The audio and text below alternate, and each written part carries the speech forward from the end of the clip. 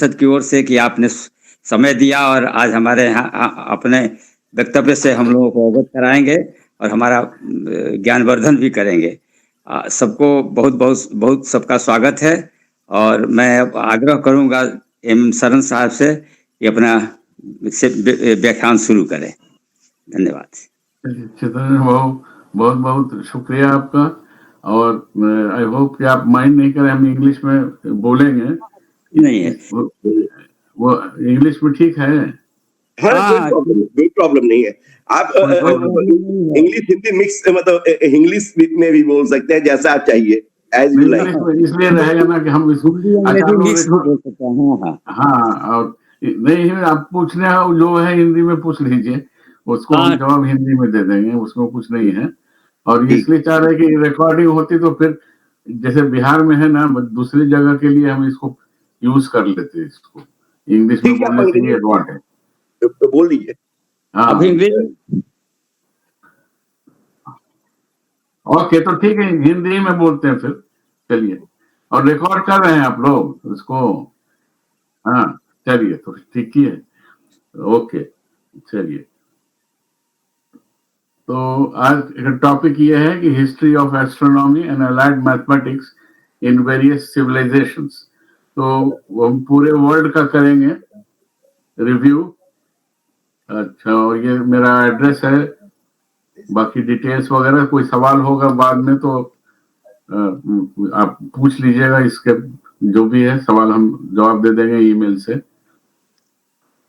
तो पार्ट 1 है model of motions of planets. तो एस्ट्रोनॉमी है तो इसलिए वो प्लैनेट का ही जो है, और देखेंगे कि ये प्लैनेट के बारे में नॉलेज जो है वो डिफरेंट सिविलाइजेशन में डिफरेंट नॉलेज थी एंशिएंट टाइम से। तो इसमें रेफरेंसेस भी हैं मेरे पास, तो इसमें हमने कोट किया हुआ है। तो ये है अर्थ का मोशन है सन के अराउंड, ये ऑर्बिट है और इसकी, तो ये इसमें ये अर्थ की धुरी है, एक्सिस है, एक्सिस ऑफ रोटेशन, स्पिन।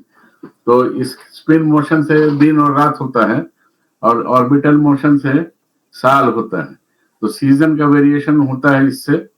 ये अर्थ जैसे अब इस वक्त जो है नॉर्थ पोल जो है वो सन रेज हुई उस पर इस पोजीशन में, और साउथ पोल में अंधेरा रहेगा।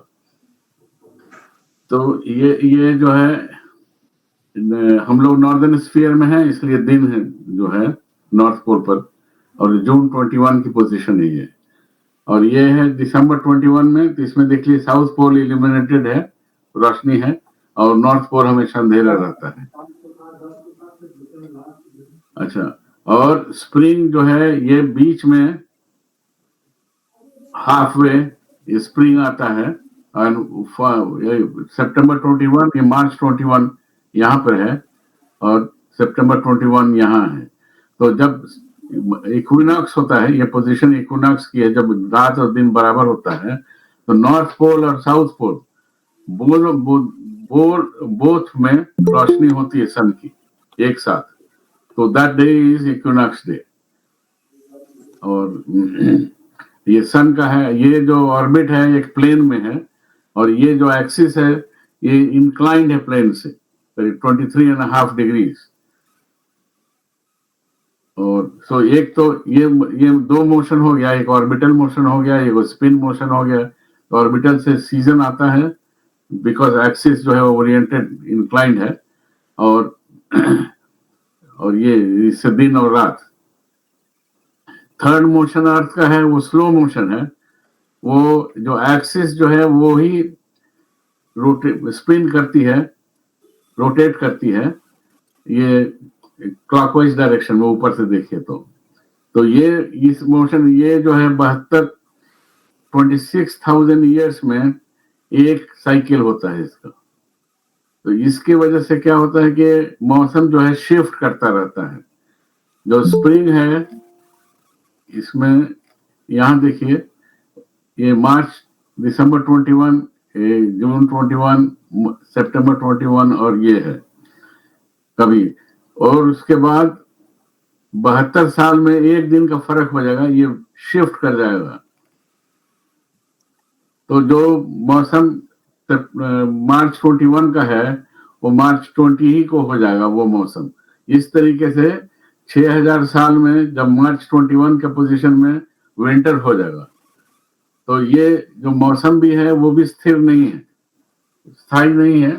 वो ये जो स्लो मोशन है अर्थ के एक्सिस का, उसकी वजह से ये होता है। तो इसको प्रिसेशन बोलते हैं एक्सिस का। जैसे लट्टू का मोशन होता है उस टाइप का मोशन है, ये कोनिकल मोशन है अर्थ का। लट्टू जो स्पिन करता है अपनी एक्सिस पे रोटेट करता है, और वो एक्सिस इटसेल्फ जो है ये साइकिल में जाती है। तो इसका ज्ञान जो था इतना स्लो मोशन है कि इसकी नॉलेज एंशिएंट टाइम्स में आर्यभट्ट के टाइम में थी। ये नॉलेज इतना फाइन मोशन भी वो लोग डिटेक्ट कर ले रहे थे, जबकि कोई टेलीस्कोप नहीं था, कुछ नहीं था। तो ये मतलब ये जो ताज्जुब की बात है। और ये मोशन जो है ग्रीक एस्ट्रोनॉमर्स थे उनको मालूम थी, पर उनको क्वांटिटेटिव वाइज इंडियन ज्यादा प्रिसाइज थे। तो वो भी हम डिस्कस करेंगे अभी थोड़ी देर में।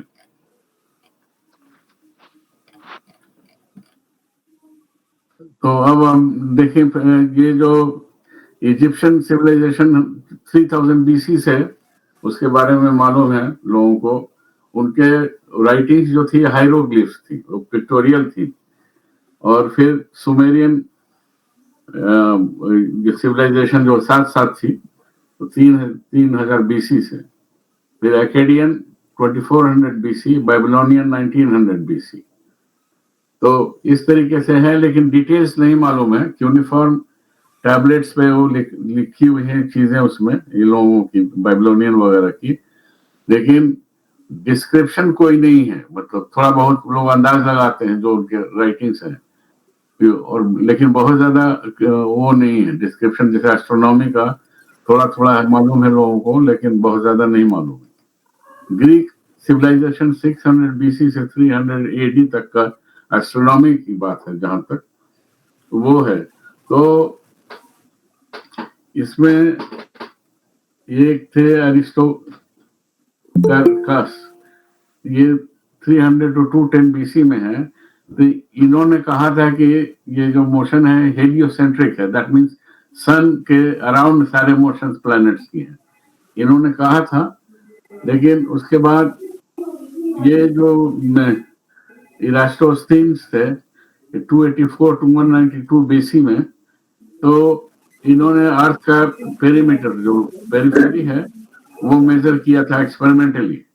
तो ये मेजरमेंट हुई थी अलेक्जेंड्रिया से साइरिन, जहां ये आसवान डैम है वहां तक। तो ये डिस्टेंस वो वहां से अलेक्जेंड्रिया से वो मेजर कर लिए साइरिन की, और वो डिस्टेंस एस है। और उसी वक्त जो ट्रॉपिक ऑफ कैंसर पर है ये साइन, तो उस दिन जो है वो दोपहर को 12 बजे वर्टिकल हो जाएंगी रेज, जो है सन की रेज ट्रॉपिक ऑफ कैंसर पे। That's the north most point. तो वहां वो आती है रोशनी, तो उसको मेजर किया। और उसी टाइम में यहाँ अगर कुआं हो तो कुआं में पानी दिखने लगता था उस दिन, अगर यहाँ पर साइन में। और ये यहाँ पर अलेक्जेंड्रिया में भी मेजर किया तो ये 7.2 डिग्री हुआ। तो अगर मतलब इस डिस्टेंस में 7.2 हुआ तो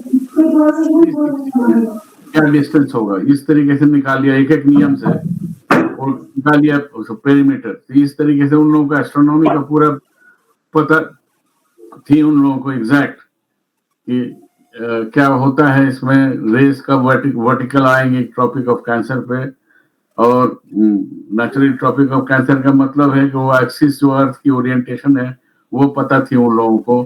तो काफी हद तक चीजें मालूम थी उन लोगों को तो उस वहां पे अलेक्जेंड्रिया में। और अलेक्जेंड्रिया में क्या हुआ कि वो ग्रीक थी किंगडम उस वक्त, क्योंकि अलेक्जेंडर ने 332 में कैप्चर किया उसको इजिप्ट को पर्शियन से एम्पायर से। तो उस वहां पे फिर वो उनके जनरल थे टॉलमी, तो वेस्टर्न जो अलेक्जेंडर के डेथ के बाद उनकी अंपायर जो है दो भाग में बढ़ गई। तो टॉलमी जो थे वेस्टर्न अंपायर के वो इंचार्ज हो गए, वो किंगडम उन्होंने बना लिया अपना, और ईस्टर्न में सेल्यूकस थे। तो दो हाफ में बढ़ गई थी उनकी किंगडम, और वो टॉलमी की पूरी डायनेस्टी वहां रूल करने लग गई वहां इजिप्ट में। तो वो जितनी सिविलाइजेशन ग्रीस की थी वो टॉलमी इनकी आ गई इजिप्ट में, और इजिप्ट की बहुत हाईली डेवलप्ड सिविलाइजेशन थी, और टॉलमीज वगैरह ने बढ़िया लाइब्रेरी वगैरह वहां रखा था अलेक्जेंड्रिया में, और बहुत डेवलप एस्ट्रोनॉमी वगैरह सब चीज बहुत डेवलप थी उसकी। उसके बाद हिपार्कस थे वहां वहीं अलेक्जेंड्रिया में 129 बीसी में। उन्होंने अर्थ की एक्सिस जो है वो घूमती है, जो लट्टू वाली बात कही थी हमने, तो वो उस वक्त मेजर किया था उन्होंने 36 सेकेंड्स एंगल का है पर ईयर। और उसके बाद वहां हुए एक टॉलमी थे एस्ट्रोनॉमर, उन्हें अल्माजस्ट लिखा है 2nd सेंचुरी एडी में, और 100 to 170 एडी में थे ये। ना इनकी इंपॉर्टेंस बहुत बड़ी है टॉलमी की। एक तो इन्होंने बहुत वॉल्यूम लिखा है इसके बारे में, एस्ट्रोनॉमी के बारे में, और इन्होंने कहा कि नहीं वो जो है अर्थ सेंटर ऑफ द यूनिवर्स है। अब ये चीज वो पूरे पोप जो थे क्रिश्चियनिटी में, इन्होंने अडॉप्ट कर लिया इसी को। तो इस टाइम से पूरा सिविलाइजेशन जो है वो समझ बैठा कि वो टॉलमी की वजह से कि वो अर्थ जो है वो सेंटर ऑफ द यूनिवर्स है और सारे प्लैनेट्स इसके अराउंड जाते हैं। नाउ प्रिसीजन रेट्स जो लट्टू वाली बात थी उसमें ये है कि उनका 36 सेकेंड्स जो है वो आता है करीब 0.72 पर डे। एक्चुअल आंसर है 1 जो होगा 72 ईयर्स में है, इनका 72 था 0.72। इंडियन का था 1.04 और एक्चुअल होना चाहिए 1। तो इंडियन का काफी एक्यूरेट था उनके कंपैरिजन में इनके इजिप्शियन के। तो एक्यूरेसी जो है इंडियन, कैसे उन्होंने एक्यूरेटली इतना डिटरमिन कर लिया, वो बहुत ताज्जुब की बात है, ताकि वो कोई इंस्ट्रूमेंट तो थे नहीं उस टाइम में, और इतनी फाइन मोशन इतनी स्लो मोशन है ये, वो उन्होंने डिटेक्ट कर लिया और उसको कैलेंडर में इनकॉर्पोरेट कर दिया। तो जो हिंदू कैलेंडर थी है वो तब से उन्होंने उसको अडॉप्ट कर लिया, और वो जो है वो इंक्लूडेड है। तो इंडियन हम अभी बात करेंगे थोड़ी देर में एक क्रिश्चियन कैलेंडर की और इंडियन कैलेंडर की। तो इंडियन कैलेंडर में उसी वक्त से इनकॉर्पोरेट कर लिया और कोई चेंज नहीं आया, क्योंकि उन्होंने मोशन बहुत बारीकी से देखा हुआ था, तो उन्होंने वो चीज को अडॉप्ट कर लिया। कैलेंडर में तो जो पंडित थे उस टाइम में काफी डेवलप थे और काफी मतलब दोनों तरीके से थे, वो विद्वान लोग भी थे और एस्ट्रोनॉमी वगैरह की नॉलेज रखते थे, और मतलब हर तरीके से मतलब पंडित थे वो। लेकिन उसके बाद उनकी सिविलाइजेशन जो इजिप्ट में डिटोरिएट हो गई, और एक हाइपेशिया थी मैथमेटिशियन एस्ट्रोनॉमर, और उसको वो क्रिश्चियनिटी वहां थी उस वक्त आ गई थी, तो उसको मार डाला उन्होंने। वो जब क्रिश्चियनिटी आ गई इजिप्ट में तब वो मैथमेटिशियन एस्ट्रोनॉमर थी और बढ़िया थी वो, उसके फादर भी थे, तो वो भी एस्ट्रोनॉमर थे और काफी पंडित मतलब ज्ञानी थे। उसके बाद उन लोगों ने क्रिश्चियन लोगों ने उसको अलेक्जेंड्रिया यूनिवर्सिटी ही को जला दिया। राउडीज़्म होने लगती है चीजों में, तो फिर वो इस तरीके से हुआ। तो कहने का मतलब है कि जो साइंटिस्ट हैं उन लोगों को हिस्ट्री में देखिए काफी सताया गया है, इसको मार ही दिया उन्होंने और लाइब्रेरी को ही जला दिया। सो ये 391 एडी की बात है। और इसके थोड़े ही दिन के बाद जो है वो नालंदा यूनिवर्सिटी को स्टैब्लिश किया कुमार गुप्त ने 415 एडी में। तो ये लाइब्रेरी जल गई, लेकिन फिर थोड़े दिन के बाद, फ्यू इयर्स के बाद जो है वो नालंदा यूनिवर्सिटी का एस्टेब्लिशमेंट हुआ। और हम शो करेंगे कि इंटरेक्शन इजिप्ट से और इंडिया का था कि वो आर्यभट्ट ने जो एक्सपेरिमेंट किया वो एग्जैक्टली जो साइन में वो उन्होंने किया था एक्सपेरिमेंट, वो एस्ट्रोनॉमर्स ने वहां पे अलेक्जेंड्रिया में वही एक्सपेरिमेंट यहाँ इन्होंने आर्यभट्ट ने उज्जैन में किया और सेम मेथड से किया। अच्छा, जहां तक इंडिया, तो वो ग्रीक जो एंशिएंट सिविलाइजेशन थी यहाँ तक थी तो काफी डेवलप थी, और उनकी बात, टॉलमी की बात जो है वो पूरे अरब वर्ल्ड से लेके और यूरोपियन तमाम जगह वो उसकी टॉलमी ही की वो बात रही। फिर इंडियन हिस्ट्री, तो ये इंडस वैली सिविलाइजेशन 2400 पीक था, हरप्पन सिविलाइजेशन 2400 टू 1900 बीसी में। तो हमने उसका रिसर्च किया उसमें, क्योंकि बात ये थी, हिस्टोरिसिटी की बात थी कि महाभारत जो है वो हिस्टोरिकल है या नहीं, रामायण है कि नहीं। तो हमने इस पर रिसर्च किया, और ये आर्यभट्ट के टाइम से ही चल रहा था। ये हिस्टोरिसिटी की बात थी कि कब हुआ था महाभारत, या हुआ था कि नहीं हुआ था। तो हमने वो ये जो है वो उद्योग पर्व और भीष्म पर्व, इनके भीष्म पितामह के उत्तरायण, सब में वो डिस्क्रिप्शन दिया हुआ है प्लानिटरी कॉन्फ़िगरेशंस का। वो सारे मैच किए, और उसके बाद उसके बेसिस पे ये डिटरमिन हुआ कि 2156 बीसी में ये महाभारत वॉर हुआ था। तो महाभारत वॉर की डिस्क्रिप्शंस पूरा दिया हुआ है वो महाभारत में एग्जैक्ट, और उसको आप कैलकुलेशन से निकाल सकते हैं। नाउ दिक्कत इसमें थी कि इसकी कंप्यूटर की वजह से ये हो सका कि एस्ट्रोनॉमी में 2 टाइप की प्रॉब्लम है। अगर आपको डेट मालूम है, ये मालूम करना है क्या कॉन्फ़िगरेशन है उस डेट में, तो डायरेक्ट प्रॉब्लम हुआ। तो वो बहुत इजी है, वो डेट सेट कर दीजिए, आजकल किसी सॉफ्टवेयर में वो कॉन्फ़िगरेशन आ जाता है। तो आजकल जो हॉरोस्कोप बनता है, इस तरीके से वो पूछते हैं कि कौन सा date of birth, time of birth और प्लेस ऑफ बर्थ। तो वो उससे प्लानिटरी कॉन्फ़िगरेशन आना, जब डेट मालूम है तो प्लानिटरी कॉन्फ़िगरेशन निकालना आसान है। लेकिन अगर प्लानिटरी कॉन्फ़िगरेशन दिया हुआ है और ये सवाल उठता है कि कौन सी डेट में था, ये इनवर्स प्रॉब्लम है।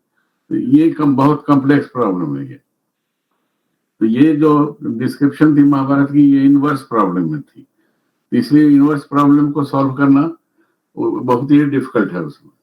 तो ये तो किया हमने। उसके बाद पुराविद परिषद के जर्नल में भी पब्लिश किया, उसको हमने प्रेजेंट किया रिजल्ट्स को IIT कानपुर में, Indian institute of science Bangalore में, पटना यूनिवर्सिटी में भी किया, पुराविद परिषद में भी किया।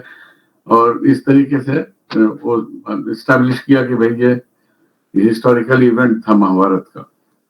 और दिल्ली यूनिवर्सिटी में भी किया हमने वहां पे। अच्छा, अब आते हैं कि एस्ट्रोनॉमी मगध की जो है कब से मालूम है इनको एस्ट्रोनॉमी के बारे में।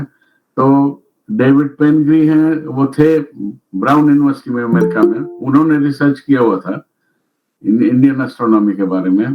तो 500 BC से वो he could trace the times जो मगध में 500 BC से लेके और 1200 AD तक वो जो है एस्ट्रोनॉमर्स थे पटना में। पटना स्कूल ऑफ एस्ट्रोनॉमी जो था बहुत फेमस था, और वो सब आर्यभट्ट यहाँ थे। और उसके बाद वो स्कूल में आर्यभट्ट तो वाइस चांसलर थे और एस्ट्रोनॉमर भी थे। और तारेगना में हुआ था इक्लिप्स उस टाइम में, 300 में सम टाइम में, तो वो फेमस इक्लिप्स है। तो वो तारेगना में हुआ था। तो फिर कहीं इधर फिर से हुआ, तो वो गए थे लोग, एस्ट्रोनॉमर पूरे वर्ल्ड से इकट्ठे हुए थे। तो सेम आप लोग तो पटना ही में थे उस टाइम में। तो एस्ट्रोनॉमी का वो डेवलप स्कूल आर्यभट्ट 1, आर्यभट्ट 2 जो है करीब 900 सम AD में थे पटना ही में। और वो और भी बड़े बड़े एस्ट्रोनॉमर्स हुए पटना में। इस तरीके से नॉलेज जो है मगध में बहुत ही एंशियंट है। और उसके बाद जब चंद्रगुप्त विक्रमादित्य वो उज्जैन एरिया को, शक किंगडम को उन्होंने अनेक्स किया, वो तो वहां उज्जैन में एस्ट्रोनॉमी का स्कूल खोला वहां पे। तो एस्ट्रोनॉमी का वहां उज्जैन में जो है वो इंडिया का ग्रीनविच मानते हैं वो। तो वहां जितनी मेजरमेंट्स थी, वहां इंस्टीट्यूट था तो वो फेमस था। और वो समझ लीजिए कि 400 एडी में करीब उन्होंने वो अनेक्स किया था शक किंगडम को। और उसके बाद से 1200 तक करीब 1100 समथिंग में भास्कर टू थे, आचार्य भास्कर आचार्य टू, वो भी डायरेक्टर थे वहां के। तो उज्जैन में हमेशा एस्ट्रोनॉमी का स्कूल रहा। उसके बाद जो इन्वेजन वगैरह हुए इंडिया पे, तो ये लोग वहां से केरला चले गए। तो स्कूल जो है, तो मैथमेटिशियंस अब जब देखिएगा तो मैथमेटिशियंस जो केरला के आपको काफी मिलेंगे, लेकिन वो एंशियंट टाइम्स के नहीं मिलेंगे, क्योंकि एंशियंट टाइम्स में वहां नहीं थी एस्ट्रोनॉमी। एस्ट्रोनॉमी पटना से फिर थोड़ी स्कूल खुला वहां उज्जैन में, तो वहां गए लोग, तो वहां तक चला 1200 एडी तक। और उसके बाद वो लोग केरला चले गए, तो वहां रिसर्च हुई मैथमेटिशियंस की। तो इस तरीके से इंडिया की मैथमेटिक्स एस्ट्रोनॉमिकल जो नॉलेज थी लंबे पीरियड तक थी, फ्रॉम 500 बीसी टू 1200, और उसके बाद केरला में कंटिन्यूड रही। तो एस्ट्रोनॉमी इंडिया के तो लंबे लॉन्गेस्ट है वर्ल्ड में, इतने दिन की। और महाभारत का इंक्लूड कीजिए तभी तो और भी बहुत ज्यादा है, जो किसी भी सिविलाइजेशन में नहीं है। ये डिस्क्रिप्शन वाला वो डिस्क्रिप्टिव महाभारत, जहाँ प्लानिटरी पोजीशन का एक्यूरेटली नोन हो, ये वर्ल्ड में किसी भी सिविलाइजेशन में नहीं था, नहीं है। Aryabhata he proved that the earth revolves around the own axis। तो अर्थ की स्पिन के बारे में मालूम नहीं थी। यूरोप में ये जो आर्यभट्ट थे 476 टू 550 बुद्ध के टाइम में थे, तो उस टाइम में इन्होंने स्पिन की बात की। वो जो दिन रात जो होता है स्पिन एक्सिस की वजह से, और ये चीज यूरोप में 1400 वगैरह में आई स्पिन के बारे में। तो इतना डिफरेंस था इंडिया में और यूरोप में। आर्यभट्ट ने जो है वो सोलर सिस्टम में वो अर्थ का मोशन जो है उसके अराउंड, सन के अराउंड जो है वो इन्होंने बताया, और इक्लिप्स का एक्सप्लेनेशन भी दिया उन्होंने।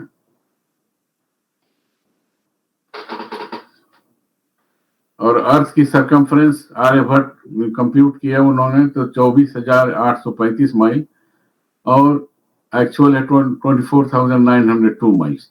तो ये एक्सपेरिमेंट सिमिलर था वो जो इजिप्ट में किया हुआ था पहले उन्होंने। तो इससे ये मालूम होता है कि जो इजिप्ट से इनका संपर्क था इंडिया का, वो एक्सपेरिमेंट एग्जैक्टली वही किया उन्होंने आर्यभट्ट ने। उनकी आर्यभट्टिया में डिस्क्रिप्शन इसके।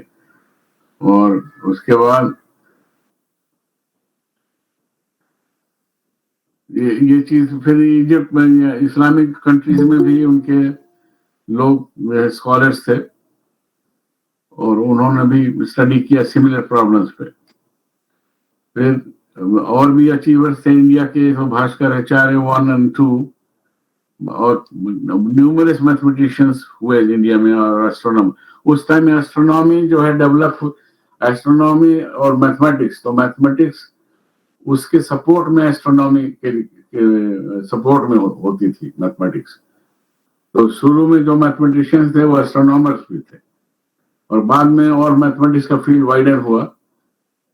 लेकिन शुरू में ये, इसलिए आर्यभट्ट जो है, आर्यभट्ट का तो ट्रिग्नोमेट्री इन्होंने किया फर्स्ट टाइम वर्ल्ड में। पहले जो वो लोग मेजर करते थे आर्क डिस्टेंस, इन्होंने ट्रायंगल यूज करके उसको मेजर किया और एक्यूरेटली टेबल बनाया, ट्रिग्नोमेट्रिक टेबल। तो आर्यभट्ट तो उसके बाद पाई की वैल्यू 3.1416 निकाली उन्होंने। और तो इस तरीके से आर्यभट्ट तो लीडिंग कंट्रीब्यूशन उनका अमंग मैथमेटिशियन एंड एस्ट्रोनॉमर्स में है।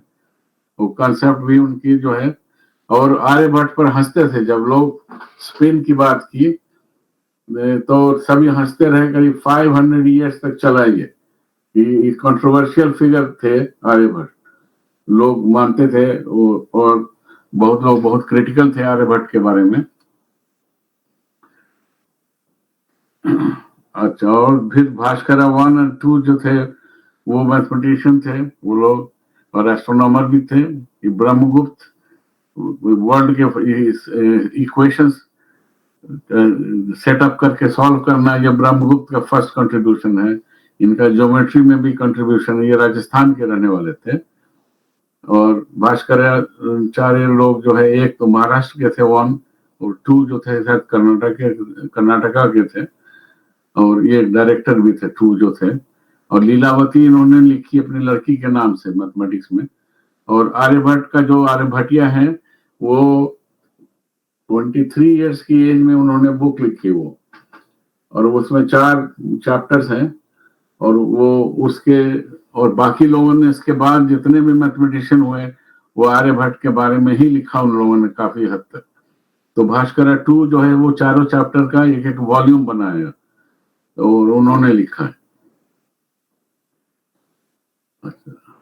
फिर साउथ इंडिया में मैथमेटिशियन थे महावीर, और फिर माधवाचार्य, और भी बहुत लोग हुए, एमिनेंट लोग केरला में हुए साउथ इंडिया में। तो पहले जो ये एस्ट्रोनॉमी वगैरह थी वो डेवलप नॉर्थ इंडिया में हुई, उसके बाद ही साउथ इंडिया में गई बाद में। तो नॉर्थ इंडिया पर ज्यादा ही डेवलप था उस टाइम में, और इस तरीके से बाद में वो साउथ इंडिया चीजें गई। सोलर सिस्टम मॉडल जो है वो एरिस्टोकस जो थे, इन्होंने जो ग्रीक थे इन्होंने कहा था। फिर आर्यभट्ट 476 to 550 एडी में। उसके बाद यूरोप में जाके ये कॉन्सेप्ट आया 1543 में कोपरनिकस की। तो इंडिया पटना यूनिवर्सिटी में बुक चलती थी वो, ideas that move the world. तो वो कोपरनिकस के बारे में कि इन्होंने जो थ्योरी निकाली कि जो है जो चेंज किया उन्होंने रेडिकली, और वो चीज इंडिया में ही मालूम थी आर्यभट्ट के टाइम से। तो इंडिया में अपने ही साइंटिस्ट को नहीं रिकॉग्नाइज करके वो बुक चल रही थी कोपरनिकस के बारे में। फिर obliquity of the earth axis जो है 23.5 डिग्रीज, ये वो इसका रिमेन्स है उदयगिरी जो है वो सांची के पास में है। वहां पर वो एक्सपेरिमेंट करते थे, वहां ऑब्जर्वेटरी थी वो एस्ट्रोनॉमी की, तो वहां इसका है प्रूफ है। और इंडिया की जो ये precision of the earth axis थी वो ज्यादा एक्यूरेट थी। इंडियन कैलेंडर में इन्होंने इंक्लूड कर लिया।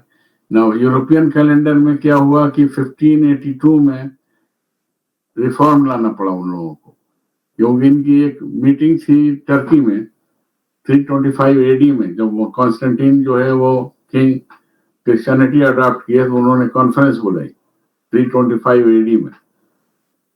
और निकेसिया जगह है वहां पे, आजकल कुछ और नाम है उसका। तो वहां हुआ, तो मीटिंग हुई तो स्प्रिंग में हुई थी, ईस्टर का। तो स्प्रिंग वेदर था उस टाइम में। और जब 1582 आया तो मालूम पड़ा कि वो स्प्रिंग वेदर नहीं है उस दिन, और वो वेदर जो है वो समर हो गया है। तो उन लोगों ने कहा कि भाई ये ठीक नहीं है, वेदर ठीक वो सेम रखना है। तो उन्होंने कैलेंडर रिफॉर्म किया, और जो ईयर का डेफिनेशन था उसमें 20 सेकंड कम करके नया ईयर जो है वो ट्रॉपिकल ईयर बोलते हैं। तो आजकल जो आजकल का कैलेंडर है वो ट्रॉपिकल ईयर में है, और इंडिया में कोई भी स्कूल कॉलेज में कहीं इसकी पढ़ाई नहीं है। कि जो हम लोग फॉलो कर रहे हैं, तो ईयर का मतलब ये हुआ ये एक ईयर जो है एक पॉइंट लीजिए इस पे ऑर्बिट पे, जब लौट के आदमी आ जाता है उसी पॉइंट पे तो एक ईयर होता। ज्योग्राफिकल जो अर्थ का जो सेंटर ऑफ अर्थ जो उस पॉइंट से चल के वापस आता है उसी पॉइंट पे, तो एक ईयर होता था। लेकिन अगर वो करे अगर तो मौसम बदलने लगता है, और मौसम जो है वो स्प्रिंग से शिफ्ट होके विंटर की तरफ चला जाता है, तो शिफ्ट होता है।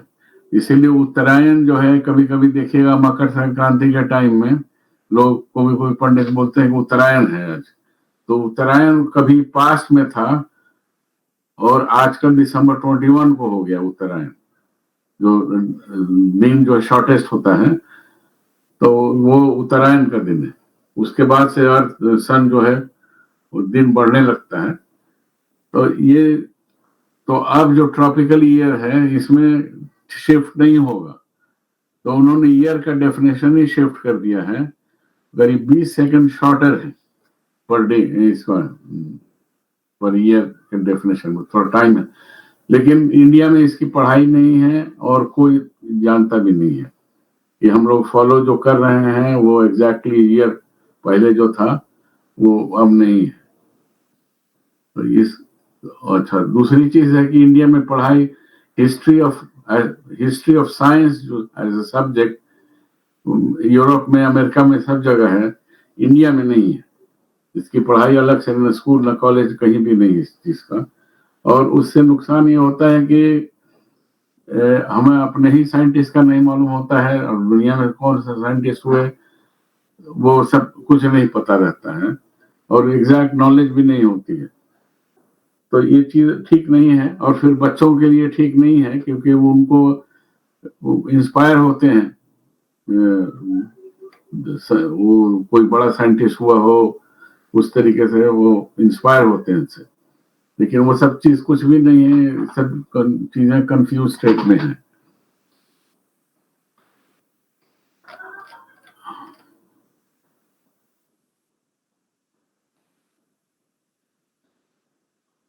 अच्छा, और ये ऑब्जर्वेटरीज जो है ये उज्जैन में है अभी, और मगध में थी, फिर अब जो है ऑब्जर्वेटरी सवाई जय सिंह ने बनवाई। इतने दिन के बाद सवाई जय सिंह गवर्नर थे वहाँ, वो औरंगजेब के टाइम में वो थे गवर्नर वहाँ पे उज्जैन में। तो उनका मराठा से जो बैटल हुआ वो सवाई जय सिंह थे इनके साइड से, मुगल साइड से थे, और कई जगह गवर्नर रहे वो, और उनकी प्रॉपर्टी थी मथुरा में, फिर वो बनारस वगैरह सब जगह, तो वहां उन्होंने ऑब्जर्वेटरी बनाया। फिर और वो थे मोहम्मद शाह के टाइम में दिल्ली में 1724 में बनाया वहां दिल्ली में, उसके बाद 1727 में जयपुर में, तो वहीं रिटायर हो गए और शहर भी बनाया, और वहां ऑब्जर्वेटरी, सबसे बड़ी ऑब्जर्वेटरी उनकी वहां है। इतनी बड़ी ऑब्जर्वेटरी, और जो एक पार्क ऐसा है उसमें बहुत से इंस्ट्रूमेंट्स हैं, यंत्र हैं वो बहुत रेयर है कहीं वर्ल्ड में। और वो उन्होंने दोनों, चूंकि मोहम्मद शाह के उसमें थे, दरबार में थे, तो उन्होंने हिंदू और मुस्लिम दोनों इंटीग्रेट किया एस्ट्रोनॉमी को। और चूंकि मुस्लिम पीरियड जो था 700 to 1200 पीरियड में बहुत ही डायनेमिक था, वो बहुत बड़े विद्वान लोग थे उनके उसमें, और वो एस्ट्रोनॉमी जो है नॉलेज काफी डेवलप हुई वहां पे इस्लामिक वर्ल्ड में। और 1200 के बाद वो जो चंगेज खां आए वो डिस्ट्रॉय कर दिया उन्होंने सब चीजें, तो उसमें फिर उसके बाद डाउन चली गई चीजें वहां। फिर हलाकू खां आए थे तो उन्होंने भी काफी तोड़फाड़ किया। तो इस तरीके से ये जो है उन लोगों की जो पीक हुई 1200 था, उसके बाद से डाउन हो गया थोड़ा। तो ये है उदयगिरी का, ये डायरेक्शन से डिटरमिन करते हैं उत्तरायण का, विंटर सॉल्स्टिस है यहाँ पे। और ये जो है ये उज्जैन का है। तो ये देखिए हम मार्च 21 को थे वहां पे, तो इस स्टिक का जो शैडो टिप है इस लाइन पे फॉलो कर रहा है, सुबह से लेकर शाम तक उसका टिप जो है इस लाइन पे जाएगा। इस तरीके से निकालते थे ये सब different days of the year में, शैडो जो है टिप का कहाँ जाएगा वो सब बना हुआ था इस पर इंस्ट्रूमेंट से, तो उससे निकलता है कि कौन सा दिन है। और ये जो एक्सपेरिमेंट किया था आर्यभट्ट ने वहां उज्जैन में, सिमिलर था जो वो अलेक्जेंड्रिया में हुआ था उसका। ये सविजय सिंह का ऑब्जर्वेटरी है जयपुर में, तो बहुत बड़े बड़े यंत्र बनाए उन्होंने, और काफी डायनेमिक आदमी थे जय सिंह।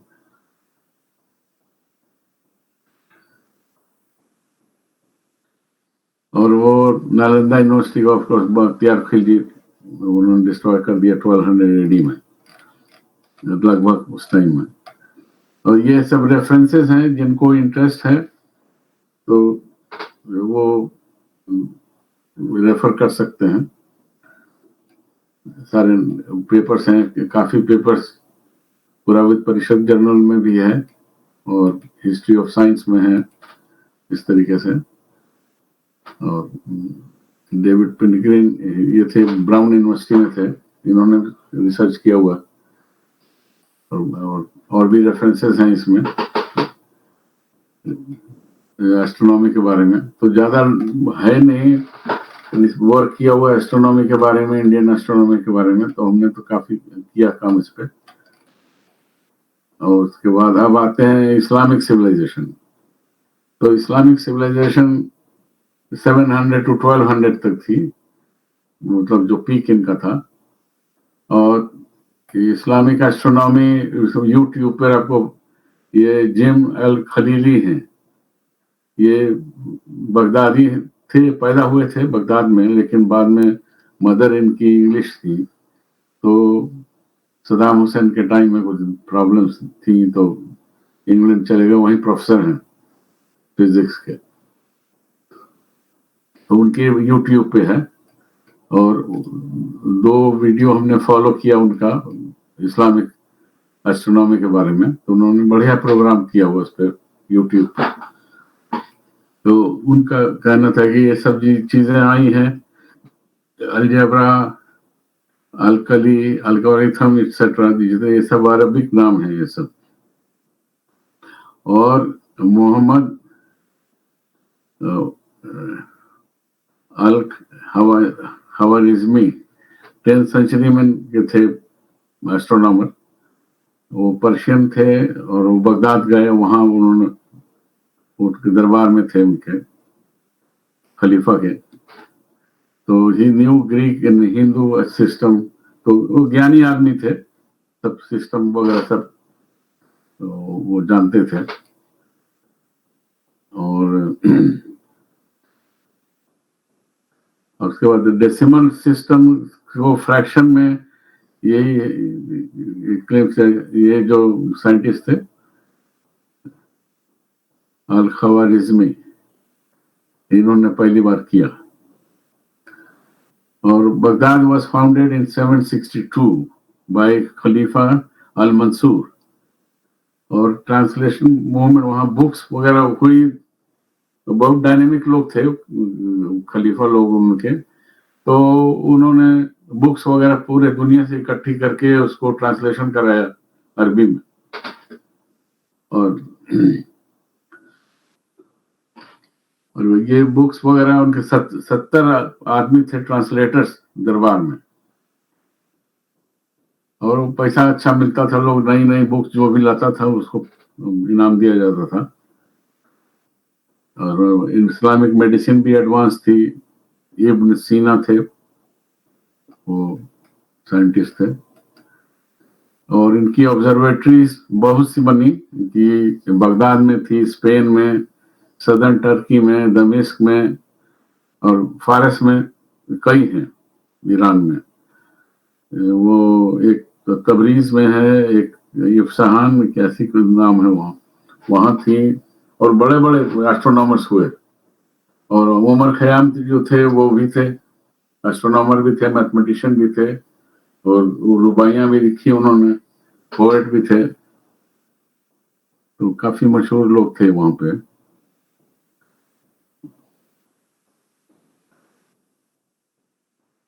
और साइंस वगैरह में उन्होंने काफी कंट्रीब्यूशन किया सब फील्ड में।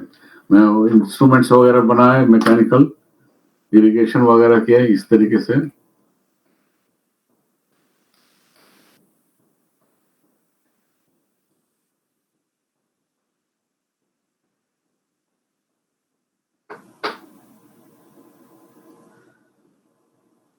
अच्छा, और फिर क्या इनके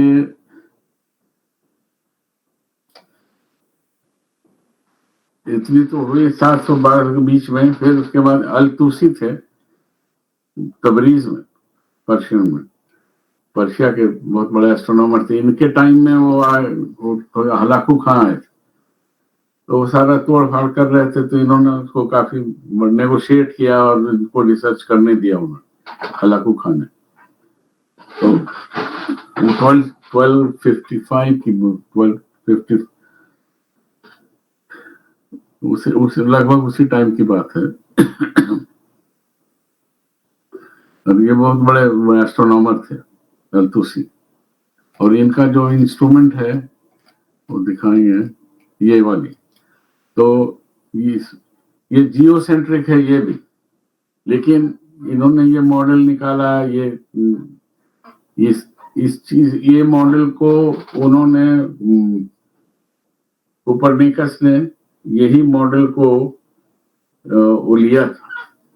इन लोगों का कहना है कि उन्होंने इस्लामिक मॉडल और इस्लामिक जो डेटा थी, जो ऑब्जर्वेशन थे इनके इस्लामिक लोगों के, साइंटिस्ट के, उसको उन्होंने वो यूज किया कोपरनिकस ने, और तब वो कंक्लूजन पे आए। और वो Copernicus also use data from Ibn Shatir, तो 1304 to 1375 में थे, वो एस्ट्रोनॉमर थे। अच्छा, और उसके बाद इनमें एस्ट्रोनॉमी में ज्यादा इसलिए था जरूरत इनको कि 5 टाइम प्रेयर करते हैं, तो 5 टाइम प्रेयर जो है वो एक्यूरेट होना चाहिए टाइम उसका, तो इसलिए उनके सन डायल जो है मॉस्क में वो नेसेसरी पार्ट था मॉस्क का। तो आजकल तो खैर जरूरत नहीं है, घड़ी है, लेकिन वहाँ पहले टाइम में वो सन डायल से ही टाइम निकालते थे, और इसीलिए एक्यूरेसी पे इतना ध्यान था, इसलिए सब चीजें जो है एक्यूरेटली जानते थे वो लोग। उन्होंने भी सिमिलर मेजरमेंट, जो उन्होंने अर्थ का सरकमफ्रेंस मेजर किया, वो with in 1% of the actual. और अल बतानी जो थे, length of the year determine किया, 365 days 5 hours 46 minutes, it's only 2 minutes off the actual one। अर्थ का टिल्ट 24 डिग्री किया 23.5 की जगह पे। और तो जियोसेंट्रिक मॉडल था इस्लामिक वर्ल्ड का भी, जस्ट लाइक टॉलमी, लेकिन इनको टॉलमी की थियरी पर डाउट था। जो टॉलमी ने अल्मागेंस में लिखा है उस पर इनको डाउट था, टॉलमी के मॉडल में, और कई साइंटिस्ट थे इनके अरब वर्ल्ड में जिन्होंने डाउट एक्सप्रेस किया उसके बारे में, लेकिन मॉडल नहीं चेंज किया, क्योंकि Ptolemy's model did not fit observe facts, जो अलबतानी का कहना था। और हेथम थे, उन्होंने भी यही कहा।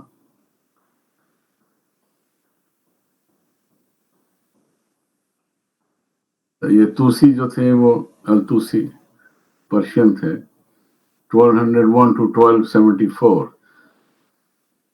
तो ये थे तबरीज में थे, ये डायरेक्टर थे वहाँ एस्ट्रोनॉमर, वो जो ऑब्जर्वेटरी थी उसकी।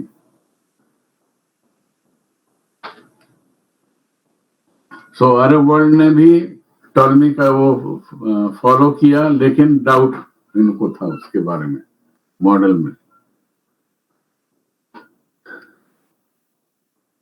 फिर खलीली जो है, इनका कहना है कि वो यूरोप में इसलिए हुआ कि इस्लामिक जो है सिविलाइजेशन वो डाउन हो गई, इतने स्पेन में अटैक हुए इस्लामिक लोगों पर, और उसके बाद इधर हलाकू खां और इतने थे सब आए और काफी तोड़फाड़ किए, तो ये डाउन हो गई सिविलाइजेशन, लेकिन इनकी ट्रेड थी इटली से, वेनिस में, तो सारी वो इंफॉर्मेशन वहां तक गई वेनिस में, वहां इटली में था है, तो इटली में पादुआ में, वो नॉर्दर्न इटली में है ऑब्जर्वेटरी, और वहां यूनिवर्सिटी थी, वहां कोपरनिकस पढ़े थे। तो ये जो अरब नॉलेज जो थी वो कोपरनिकस को इस तरीके से मालूम पड़ी वेनिस की वजह से, और वहां उन्होंने ट्रांसलेशन भी किया बुक्स का,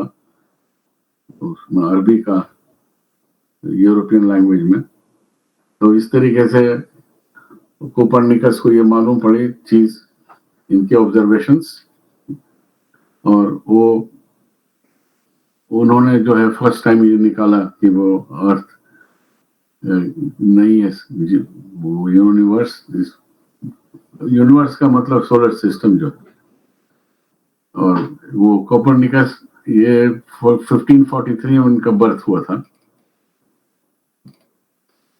और उनका ये मॉडल निकला नया। तो ये इसमें सन यहाँ पे है और ये अर्थ का मोशन है, पर ये एपी साइकिल में है। तो इसमें है कि ये जो अर्थ है इसमें मूव करता है, और ये जो चीज है यही मूव कर रही है। तो सेंटर ऑफ इसका समझिए, इस छोटे सर्कल का सेंटर मूव करता है, लेकिन अर्थ मूव करती है इस पे एपी साइकिल में। तो इसकी वजह ये थी कि मार्स का जो मोशन था कभी कभी उल्टा होने लगता था, तो हिंदी में वक्र बोलते हैं। तो उसका डिस्क्रिप्शन महाभारत में भी है, मंगल के मार्स के बारे में, कि वो वक्र गति है उसकी। लेकिन ये टॉलमी को वही प्रॉब्लम हो रही थी एक्सप्लेन करने में। तो ये एपी साइकिल वाला मॉडल है इनका। तो हेलियोसेंट्रिसिटी जो थी सन के अराउंड चर्च के अगेंस्ट में थी, और कोपरनिकस जो थे वो प्रीस्ट थे। तो उन्होंने, और चूंकि बहुत हेवी पनिशमेंट था उसके, जो चर्च के अगेंस्ट में जाए, तो इन्होंने अपने जो भी फाइंडिंग्स थी बुक लिखा उन्होंने, लेकिन पब्लिश नहीं किया पूरे लाइफ में, बाद में पब्लिश हुई। वो चर्च से झमेला मोड़ लेना नहीं चाहते थे।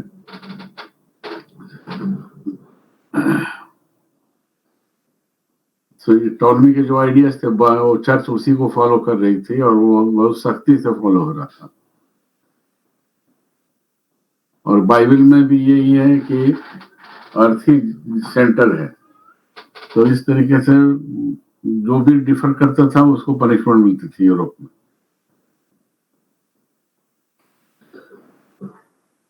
उसके बाद जो है केपलर के बाद टाइको ब्राही थे, डेनिश थे।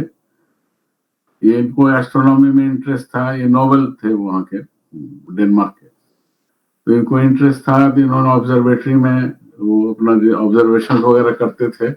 तो जो अरब इंफॉर्मेशन था फिर कोपरनिकस का, उसको फिर बढ़ाया टाइको ब्राही ने। और उसके बाद ब्राही के बाद केपलर जो थे इनके अंडर में काम करते थे ब्राही के। ब्राही ने काफी एक्यूरेट मॉडल्स इंफॉर्मेशन कलेक्ट किया प्लैनेट्स के बारे में, स्टार्स के बारे में। उसके बाद ब्राही के बाद वो केपलर आए। तो केपलर सारे डेटा थे और केपलर खुद ऑब्जर्व किए वो सब चीजें। तो उन्होंने 3 लॉज निकाले केपलर के ऑफ प्लैनेटरी मोशन। तो ये जर्मन थे केपलर। तो 3 लॉज निकाले। तो इनके 3 लॉज से न्यूटन जो थे उनको ये मैथमेटिकली एक्सप्रेस किया इन्होंने 3 लॉज। तो ये 3 लॉज जो केपलर के थे वो बहुत वैल्यूएबल थी, और उसके बेसिस पे न्यूटन ने वो अपने लॉ ऑफ ग्रेविटेशन निकाला। तो एक्चुअली केपलर, और इसके बाद आए ये गैलीलियो। तो केपलर के जो 3 लॉज थे वो, तो ऑब्वियसली इसमें जो है वो सन के अराउंड मोशन था। तो उन्होंने 3 लॉ बनाए, और वो तीनों लॉ के बाद वो तो आसान हो गया फिर आइजैक न्यूटन को। फिर गैलीलियो आए, गैलीलियो ने भी ऑब्जर्व किया, टेलीस्कोप बनाया, और लोग ने भी बनाया हुआ था टेलीस्कोप, लेकिन गैलीलियो उन्होंने ऑब्जर्व किया जुपिटर के मून्स के बारे में, और ये देखा कि मून का जो है वो रफ सरफेस है। वो बिलीफ थी कि वो बिल्कुल चिकनी है बिल्कुल। और मिल्की वे ऑब्जर्व किया, और उन्होंने अपनी फाइंडिंग्स इन्होंने गैलीलियो ने एक बुक के फॉर्म में पब्लिश कर दिया, जो कोपरनिकस नहीं कर रहे थे। इन्होंने वो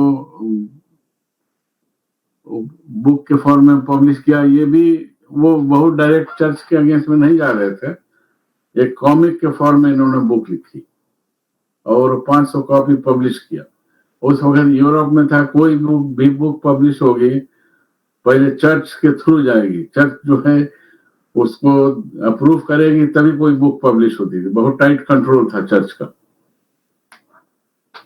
फिर वो चूंकि ये जानते थे पोप को, गैलीलियो थे इटालियन, तो उन्होंने नहीं समझा था कि इनको प्रॉब्लम हो जाएगी चर्च से, लेकिन वो फंस गए उसमें। वो उनको फिर बुलाया गया और उसके बाद उनको कहा गया कि वो अरेस्ट हो गए। उसके बाद उनको ना कहा कि वापस लो सब अपनी थ्योरी जो भी तुमने निकाला है बुक में, और उसको हाउस अरेस्ट करके पूरे लाइफ रखा उनको, गैलीलियो को।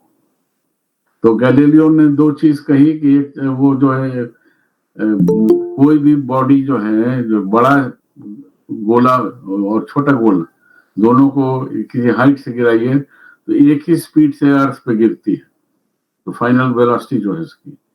तो ये बहुत बड़ी फाइंडिंग थी, जहां तक शेप जो है वो सेम हो, तो ये एक्सेलरेशन का उन्होंने ये दिया। और उसके बाद फिर आया आइजैक न्यूटन। वो तो बहुत बड़े ही साइंटिस्ट थे और बहुत ओरिजिनलिटी थी उनमें, और उन्होंने 3 लॉ ऑफ ग्रेविटेशन निकाला। ये लॉ ऑफ ग्रेविटेशन है, फिर लॉज ऑफ मोशन निकाले। तो आइजैक न्यूटन तो ये तो इतने बड़े साइंटिस्ट, और टेलीस्कोप निकाला उन्होंने जो रिफ्लेक्शन टाइप, जो आज तक यूज हो रहा है, हबल टेलीस्कोप या कोई भी, और अब कैमरा में भी वो रिफ्लेक्शन टाइप टेलीस्कोप होता है, वो रिफ्रैक्टरी नहीं होता है। तो ये बहुत ओरिजिनल थे, कैलकुलस भी किया उन्होंने इजाद, और इस तरीके से जो भी किया उन्होंने सब ओरिजिनल वर्क था, तो उनका मुकाबला ही नहीं। और लेकिन उनकी डार्क साइड बोलते हैं यूरोप में, क्योंकि अल्केमी में रिसर्च करते थे, फिर बाइबल में उन्होंने रिसर्च किया, फिर ट्रिनिटी में बिलीव नहीं करते थे, जैसे जीसस हैं और होली गोस्ट हैं और गॉड 3 मानते हैं उनके, तो उसमें नहीं वो बिलीव करते थे, वो गॉड में बिलीव करते थे। तो वो पढ़ाते थे कैम्ब्रिज में, प्रोफेसर थे। ये चीज वो उन्होंने बताया नहीं तो उनकी जॉब वो सब चली गई होती, पनिशमेंट भी मिलती अल्केमी की वजह से। अल्केमी बैन था। तो इस तरीके से तो आइजैक न्यूटन, तो इस तरीके से यूरोप में एस्ट्रोनॉमी आया, वो आइजैक न्यूटन ही अल्टीमेट है। और तो आप देख लीजिए फिर ये रहा एस्ट्रोनॉमी का जहां तक सवाल है। अब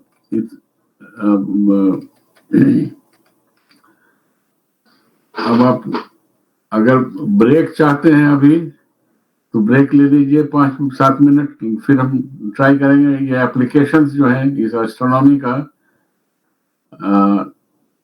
एप्लीकेशन आज की सोसाइटी में, इंडिया में, चाहे वर्ल्ड में।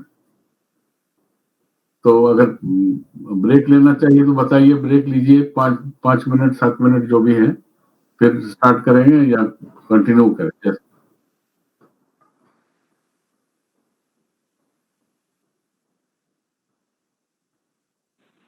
मैम कंटिन्यू करें, ठीक, ओके, चलिए।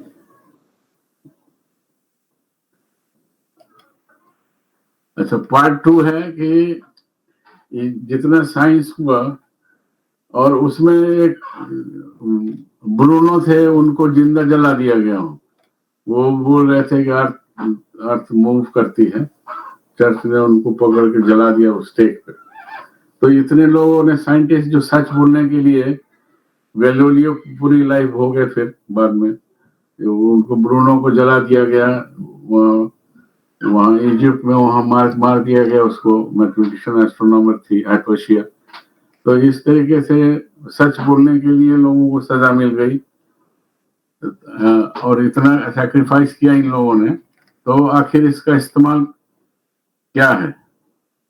हम लोग और साइंस का हम लोग को अब एडवांसमेंट देख ही रहे हैं, लेकिन हम आज के इंडिया के बारे में सोच रहे हैं। और चाहे अभी ग्लोबल वार्मिंग की बात है, अब ग्लोबल वार्मिंग ऐसी है कि अब पटना में is one of the most polluted cities in the world, पूरा आता है पटना का।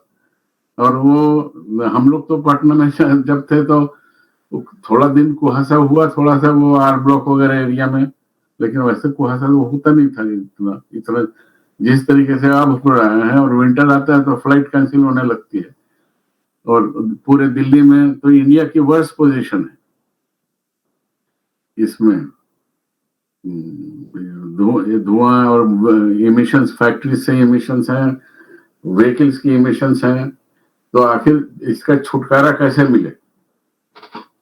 तो वो रिसर्च हमने फिर किया। तो पहला हमने पटना में, हम जब भी इंडिया में जाते थे तो देखते थे रिक्शा पे चढ़ने पर कि वो जो रिक्शा चलाता है वेस्टर्न वर्ल्ड से कोई जाएगा तो बहुत इनह्यूमन लगता है रिक्शा वाले का कंडीशन देख के। और बोला कि भाई इसको कैसे, इसका क्या सोल्यूशन है? तो हमने फिर रिक्शा के डिजाइन में थोड़ा बहुत चेंज किया, देखा कि भाई वो होने को नहीं है। तो हमने सोचा कि इसको इलेक्ट्रिसिटी से जो है वो रिक्शा चले। तो अब इलेक्ट्रिसिटी का 90s में जो हम नेतारहाट गए थे 85 वगैरह 86 में, वहां बत्ती चली गई और जितना अंधेरा हमको अपना हाथ नहीं दिख रहा था, जितना डार्क हमने देखा। तो लगा कि भाई इलेक्ट्रिसिटी नहीं है ऐसी जगह पे, क्या आंसर है? उसके बाद 90s आया तो और बढ़ गई प्रॉब्लम, और इंडिया में और बाकी दुनिया में है इतनी रोशनी है वेस्टर्न वर्ल्ड में, और वही जाइए इंडिया में कुछ है ही नहीं। और इंडिया में सन इतना है, इतनी रोशनी है। तो इसका आंसर, तो दोनों आंसर चाहिए था हमको। एक तो अंधेरा वाली बात थी और दूसरे ये रिक्शा वाली प्रॉब्लम की थी। तो हमने फिर ये निकाला कि सोलर पैनल में electricity generation, first thing electricity generate हो, और वो दिन इतनी धूप है इंडिया में, इतना सन है, और सन सेट होते ही अंधेरा हो जाता है। तो हमने एक मैकेनिज्म निकाला, पूरा अर्थ का मोशन स्टडी किया और निकाला कि बेस्ट वे से कैसे इलेक्ट्रिसिटी जनरेट की जाए। तो उसमें हमने ये मैकेनिज्म, जैसे जय सिंह निकाला है उन्होंने, यंत्र है उनकी, उसी तरीके से ये यंत्र है, ये सूर्यमुखी यंत्र है। तो इसका हमने अपने यंत्र का नाम दिया है। तो इसमें क्या है कि ये मॉर्निंग से इस पैनल में ये है कि रिक्वायरमेंट है कि सन की रेस परपेंडिकुलर इस पर पड़नी चाहिए, तब मैक्सिमम एनर्जी कन्वर्ट करती है ये सोलर पैनल। तो इंडिया में सोलर पैनल्स तो बहुत हैं, लेकिन वो फिक्स रहती है। तो सन अगर ऑब्लिक हो मॉर्निंग में तो ऑब्लिक रहेगा, इस पर रोशनी तो सीधी परपेंडिकुलर पड़ेगी नहीं, तो पावर जनरेट बहुत थोड़ा करती है इसमें। तो सुबह से लेकर शाम तक वो बहुत ही इनएफिशिएंट वे से वो पावर जनरेट, थोड़ा जो भी सोलर पैनल दिखा है। तो इसको हमने जो है ये मैकेनिज्म निकाला और उसको ऑटोमेटिकली मॉर्निंग में वो सन की तरफ हो जाएगा परपेंडिकुलर, जैसे सूर्यमुखी फ्लावर होता है जैसा, एग्जैक्टली वही फंक्शन ये हमने इसको निकाला, इसमें माइक्रो प्रोसेसर वगैरह से करके निकाला इलेक्ट्रॉनिकली, और वो ऑटोमेटिकली मॉर्निंग में फेस करता है सन। और जैसे जैसे सन ऊपर उठता है तो ये भी उस फोर्स करता है। तो ये इसका जो ये पॉइंटर है, इसकी शैडो कभी नहीं आती है इस पे। ये अगर सन पूरा नॉर्मल हो इस पे तो इसका शैडो नहीं होगा ये इस वाले पे। तो परपेंडिकुलर ये रहता है पॉइंटर और ये मैक्सिमम जनरेट करती है इलेक्ट्रिसिटी। तो ये और उसके बाद हमने क्या किया कि इसको मास बैलेंसिंग बोलते हैं। जैसे टायर, कार की टायर होती है वो बैलेंस करता है तो वाइब्रेट कम करती है कार, तो वैसे ही इसको बैलेंस किया। तो बैलेंस से ये होता है कि लोड जो है टर्न करिएगा तो इस पर लोड ज्यादा पड़ेगा किसी पोजीशन में, तो लोड को मिनिमाइज करना था। तो मतलब कि जो पावर जनरेट करने के प्रोसेस में एनर्जी नहीं लगे। तो 8 वाट का मोटर है, स्टेपर मोटर, उससे हमने इसको टर्न किया। मतलब आप एक उंगली से टर्न कर सकते हैं। मास बैलेंसिंग इतनी परफेक्ट है इसकी कि 8 साल का लड़का भी घुमा दे। तो ये है कि ये मैकेनिज्म से अगर जनरेट करें पावर तो मैक्सिमम पावर होगा। अगर स्टेशनरी रखें तो इससे 33%, 1/3 ऑफ द पावर कम होगा और ये बहुत एक्सपेंसिव है। तो इसलिए ये मैकेनिज्म और ऑटोमेशन भी है इसमें, तो उसमें कुछ करना ही नहीं है। वो अपने आप मशीन चलती है और अपने आप जो है वो स्थिर हो जाती है, वापस सुबह जाके वो फिर चलने लगती है टाइम से सेट किया हुआ जैसे जैसे। तो इस तरीके से ये मशीन ऑटोमेटिक बनी हुई है। तो इलेक्ट्रिसिटी जनरेट करना जो है इतना आसान है, इंडिया में इतनी धूप है और इलेक्ट्रिसिटी की तो प्रॉब्लम होनी नहीं चाहिए। तो ये मशीन है इसलिए। और 33%। अच्छा, फिर इंडिया में इतने इंजीनियर्स हैं, इतने साइंटिस्ट हैं, सरप्लस हैं, अनएम्प्लॉयड हैं, और ये प्रोसेस प्रॉपरली करें, काम मन से करें तो पावर की तो खर्च का कोई प्रॉब्लम ही नहीं है पावर जनरेट करने में। और इस प्रोसेस से चीपर है, हमने कैलकुलेट किया फाइनेंशियली ऑल्सो। तो ये इलेक्ट्रिसिटी जनरेट करने से वो चीपर है इसमें सोलर पैनल से। अच्छा, और कोयले से निकालते हैं। अच्छा, तो कोयले से पहले तो कोयला खान से पूरा कोड़ कर देते हैं माइंस निकालने में, फिर कोल को ट्रांसपोर्ट करते हैं। हर जगह कोल है नहीं, पूरा रेलवे ट्रैक अपना मालगाड़ी से बिजी रखते हैं और उतनी कॉस्ट आती है। चाहे पेट्रोलियम इंपोर्ट करते हैं और उससे काम होता है। तो इस तरीके से जो एनर्जी इंडिया में है, फॉरेन एक्सचेंज की भी खर्च नहीं है उसमें। और इतने अनएम्प्लॉयड इंजीनियर्स हैं, साइंटिस्ट हैं, सबको बेकार करके और इनएफिशिएंट वे से इसको पावर जनरेट करना, बिना मन से काम करना। तो ये तो पहले हमने जनरेशन का लगाया, ऑप्टिमम मेथड निकाला। फिर इस जनरेशन में बाकी रिसर्च आगे भी किया है। अच्छा, ये देखिएगा सब जगह पार्क में लगे हुए हैं, इतना पैसा लगा हुआ है, स्टेशनरी है ये, तो इसकी जनरेशन ही कम है। तो इस सेकेंड रिसर्च में ये हुआ है कि इसको हम पटना से ही कंट्रोल करें, पूरे वर्ल्ड में कहीं भी हो ऐसा, वो सब मोशन आज में आ जाएगा, ट्रैकिंग होगा। और अगर कभी डिफेक्ट हुआ ट्रैकिंग में तो सिग्नल भेज देगा कंट्रोल रूम में कि ये वाला इस लोकेशन पे है और इसमें ये प्रॉब्लम है, तो आप टेक्नीशियन भेज दीजिए, इसको करेक्ट कर लीजिए।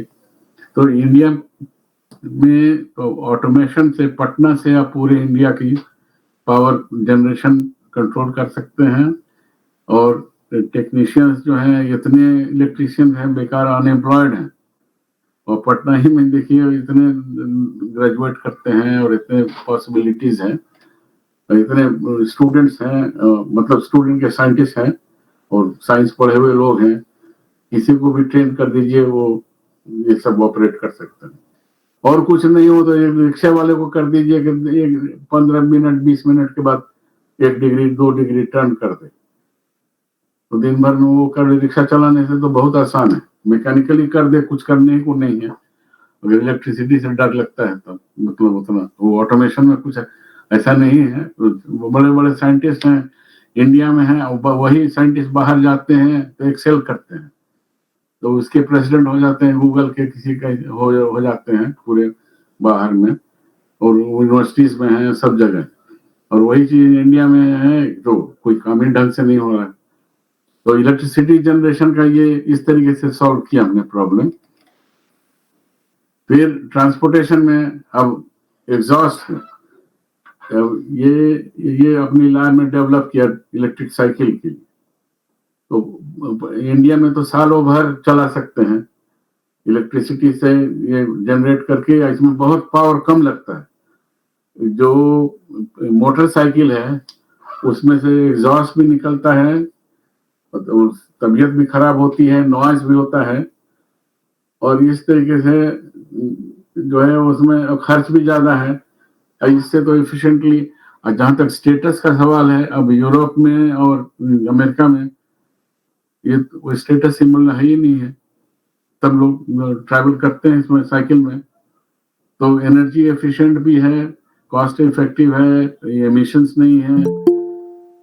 तो पटना में भी इसको हमारे फ्रेंड है, उनसे हम बात कर रहे थे कि भाई आप साइकिल से क्यों नहीं जाते हैं, मोटराइज है, क्योंकि वहां भी स्टेटस है लोगों का। तो जो सुपरवाइजर टाइप के हैं, जो मिस्त्री लोगों में सुपरवाइजर हैं, वो स्कूटर रखते हैं, बाकी साइकिल चलाते हैं या पैदल जाते हैं, और थोड़े और साहब लोग होते हैं तो वो कार से जाते हैं। अब ये चाहे मोटरसाइकिल स्कूटर जो भी है, तो वो ये चीज तो पटना में भी चल सकती है, तो कोई दिक्कत है नहीं। तो ये एनर्जी एफिशिएंसी आएगी और क्लीन भी रहेगा, और कितने भी डिस्टेंस हो, जैसे पटना जैसे सिटी में तो कहीं भी हो ऐसे साइकिल से चले जाने में कोई दिक्कत नहीं है। फिर ये देखिए हमने अनीसाबाद पास में वो खोजा इमली है, वहां इसको बनाया। वो कारीगर कौन है, वहीं का सामान लेके, और जितने कारीगर थे वहां पे खोजा इमली के जो मिल गए हमको लोग, वो लोग से लेके इसको बनाया गाड़ी, 3 व्हीलर। तो रिक्शा को रिप्लेस करके अगर बैटरी पावर्ड अगर करें, गाड़ी बनाएं, तो उसमें यहाँ आदमी अपना बैठ सकता है, और इसको भी आसान है रिक्शा चलाने में। तो इस तरीके से हमने बनाया एक। फिर ये वाला बनाया, थोड़ा शो बेटर है इसका। तो ये पटना ही का है, वो अनीसाबाद का है।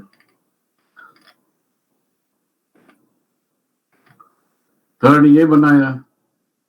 फिर इसको म्यूनिसिपैलिटी से, पटना म्यूनिसिपल कॉर्पोरेशन से लाइसेंस भी लिया इसको।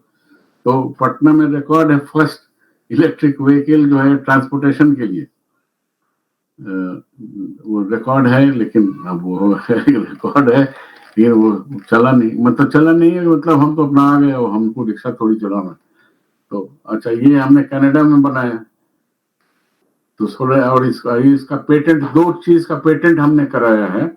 एक वो इलेक्ट्रिसिटी जनरेशन के लिए, वो अमेरिका में पेटेंट कराया, 97 में पेटेंट मिला।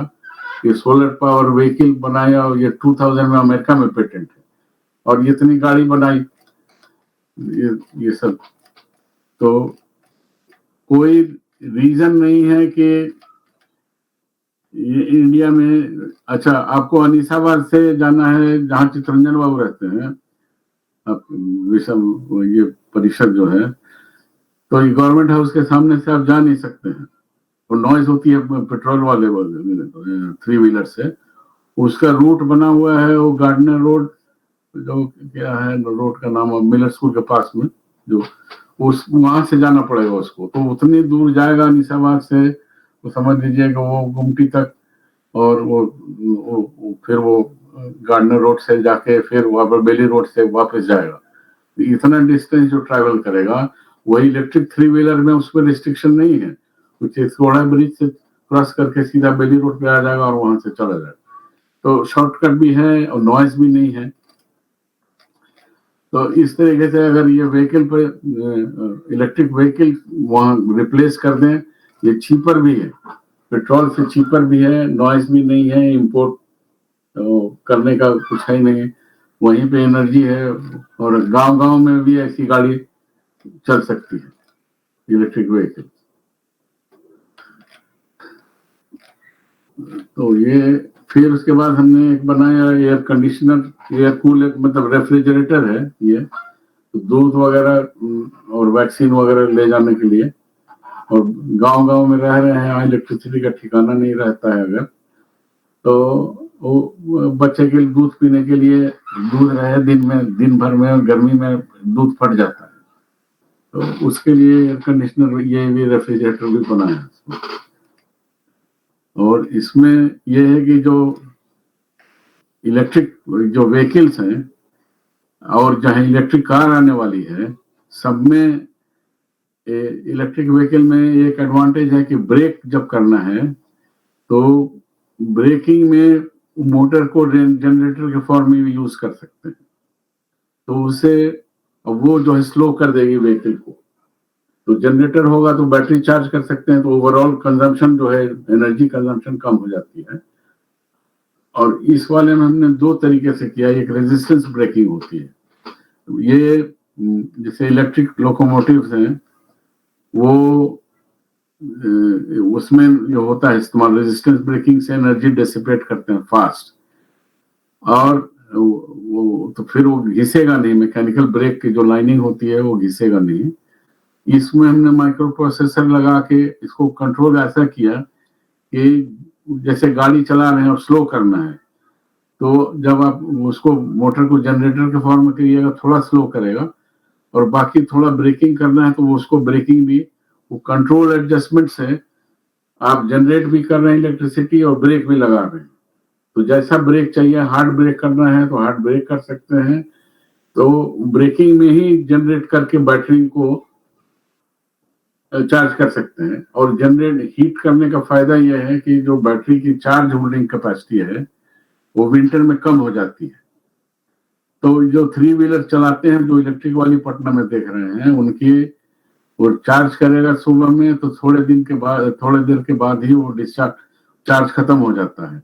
तो विंटर में ब्रेक करके उसमें अगर ये अटैचमेंट लगा दें तो वो ब्रेकिंग में भी लाइनिंग कम घिसेगी उसकी, और वो हीटर जो बैटरी को वार्म रखेगा तो चार्ज उसकी कैपेसिटी ज्यादा होगी, तो उसको खर्च कम पड़ेगा और ज्यादा पैसेंजर ज्यादा चार्ज वो कर सकता है। तो ये वर्क करेगा, चाहे 3 व्हीलर हो चाहे इलेक्ट्रिक कार हो। तो अभी इलेक्ट्रिक कार्स में भी ये चीज नहीं है अभी अवेलेबल। तो ये अगर इंडिया में इस तरीके से लोग टेक्नोलॉजी का ट्रांसफर करें रिसर्च से एक्चुअल रियल उसमें प्रैक्टिस करने के लिए, तो एफिशिएंसी बढ़ जाएगी, उन लोगों की इनकम बढ़ जाएगी। फिर ये है कि अनएम्प्लॉयमेंट का है। अब वो अभी बिहार से देखिए हजारों लोग गए वापस आए पैदल, बॉम्बे से और दिल्ली से, और सब तरीके से जो हालत थी। तो बिहार का ये काम नहीं है कि सारे इंडिया का लेबर सप्लाई करे। एजुकेशन होना चाहिए ऐसा कि एक तो बिहारी में फैक्ट्रीज हों। तो मॉडल जो है बिहार इंडिया में बहुत गलत मॉडल अडॉप्ट किया वेस्टर्न कंट्रीज का। वेस्ट में था कि जो इंडस्ट्रियल रेवोल्यूशन हुआ तो कोयले से स्टीम बना के उससे मशीन रन कर रहे थे, तो वो जो पावर स्टेशन था पावर जनरेशन का लिमिटेड जगह में होता था, सेंट्रलाइज जनरेशन होता था, उससे बहुत सी मशीन चलती थी, तो वो बहुत जगह पॉसिबल नहीं था। तो वो उन्होंने इसलिए जो गांव से जो खेती से लोग आ गए अर्बन एरियाज में, तो उसका पैटर्न वहाँ इंग्लैंड का चाहे वेस्टर्न वर्ल्ड का ये था। और वो लोग व्हाइट लोग तो 5 कॉन्टिनेंट में चले गए। इंडिया की पॉपुलेशन है ये गंगा बेल्ट में, गैनेटिक एरियाज में है, गंगा यमुना बेसिन में है, तो यहाँ सारी पॉपुलेशन है और फैक्ट्री लग रही है महाराष्ट्र में और उसमें। तो सबको मूव करा के फैमिलीज उनकी रहती हैं अपने गांव में, वहां भी जाते हैं तो स्लम्स में रहते हैं। तो मिजरेबल कंडीशन में ये जो प्लानिंग है सरासर गलत है इनकी। और इसमें है कि सोलर एनर्जी से है कि रिमोट एरियाज में भी आप पावर जनरेट करके, और ऑटोमेशन, तो इसमें रोबोट और मशीन मिला के चला रहे हैं, प्रोडक्शन कर रहे हैं। तो आप छोटी छोटी जगह में भी मशीन शॉप लगा के, ऑटोमेटिक फैक्ट्रीज लगा के, और अब क्वालिटी ऑफ मशीन का फायदा यह है कि क्वालिटी ऑफ प्रोडक्ट जो है इस मशीन की, चाहे आप बॉम्बे में बड़े मिल में करें, सेम होगी। तो जब प्रोडक्शन होने लगेगा छोटे छोटे जगह में भी पावर के लिए डिपेंडेंट नहीं है, तो इतने लोगों को, वर्कर्स को जाने की जरूरत ही नहीं रहेगी। अपने ही पास में इतने ही इंडस्ट्रीज लग जाएंगी बिहार में। अभी जो खाली पंजाब में हो रहा है वो बिहार में भी हो सकता है। तो उतना लेबर माइग्रेशन की जरूरत नहीं है और उतनी सफरिंग भी नहीं होनी चाहिए। ये लोग जाके वहां स्लम्स में रहें और फैमिली अलग रहे, हस्बैंड अलग रहे। तो ये बहुत सरासर गलत प्लानिंग है और वेस्ट को गलत तरीके से फॉलो कर रहे हैं। तो और वो चलेंगे नहीं इस तरीके से, वो तो बेचारे सफरिंग तो है ही है। तो इस तरीके से इंडस्ट्रियलाइजेशन जो है मॉडल करेक्ट करें और ये जो मशीन से मैक्सिमम ऑटोमेशन करें। चाइना से तभी मुकाबला हो सकता है जब तक इंडिया में पूरी चीजें मैकेनाइज करके ऑटोमेशन में जाए। काफी डेवलपमेंट का स्टेज जो है इंडस्ट्रीज का बहुत आगे बढ़ गया है, और जब तक आप मैच नहीं करें वर्ल्ड स्टैंडर्ड से तो वो चलने को नहीं है। सारे इंपोर्ट चाइना का आ गया है, इंडिया के जो वर्कर्स हैं उन्हीं को जॉब नहीं है। तो गलत तो पॉलिसी है ही है। तो यहाँ के इतने इंजीनियर्स अनएम्प्लॉयड हैं, तो उनको लगा के इस तरीके से फैक्ट्री का आउटपुट करिए, मैच करिए क्वालिटी चाइनीज के, चाहे वर्ल्ड में किसी जगह से। उतनी कैपेबिलिटी इंडिया में है, यहीं के साइंटिस्ट बाहर जाके काम कर रहे हैं और तो इंडिया में भी कर सकते हैं। तो इस तरीके से ये अवेयरनेस होनी चाहिए कि इतने पोल्यूटेड जगह में रहने की जरूरत नहीं है, इतने लोगों को बाहर जाके जॉब करने की जरूरत नहीं है, बिहार में ही कर सकते हैं, छोटे छोटे गांव में भी कर सकते हैं। तो इतनी मूवमेंट की जरूरत नहीं है और लेटेस्ट टेक्नोलॉजी अडॉप्ट करें। तो इस तरीके से साइंस का इस्तेमाल होना चाहिए और एनर्जी रिजर्व सन से जो आप कन्वर्ट करिएगा वो सोर्स ऑफ एनर्जी ही डिप्लीट नहीं होगी। इतना vast amount of energy sun में है और ट्रांसपोर्टेशन की जरूरत नहीं है एनर्जी की। ये कोयला जो है सब जगह ट्रांसपोर्ट करते हैं, पेट्रोलियम सब ट्रांसपोर्ट करते हैं, इसमें तो हर जगह अवेलेबल है। और ग्रिड सिस्टम बना ले तो बजाय कोल ट्रांसपोर्ट करने के इलेक्ट्रिसिटी ट्रांसफर करें, तो उसमें वो प्रॉब्लम नहीं है। तो ये सब चीजें हैं, ये हमने रिसर्च किया है और वो एस्ट्रोनॉमी स्टडी करके ये सब चीज मशीनें बनाई हैं। तो ठीक है, अब जो है अपना टॉक मेरा खत्म होता है।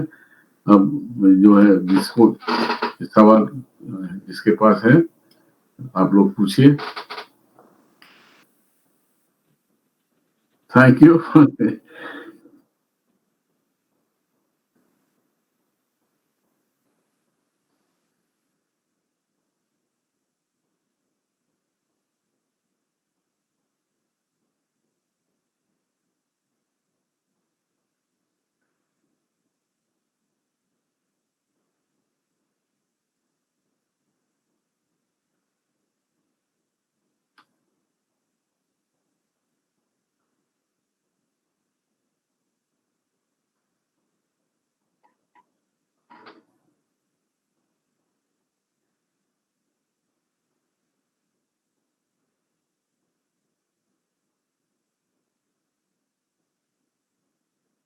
तो ईमेल है। हाँ, एक मिनट हम बता ही दे। ये है, ये है मेरा ईमेल है।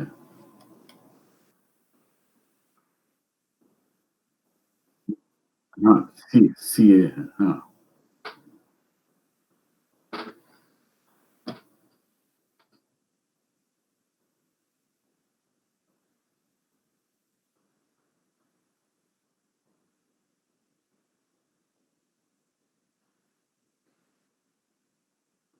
अब आपकी तो आ रही है हमारे पास। हाँ,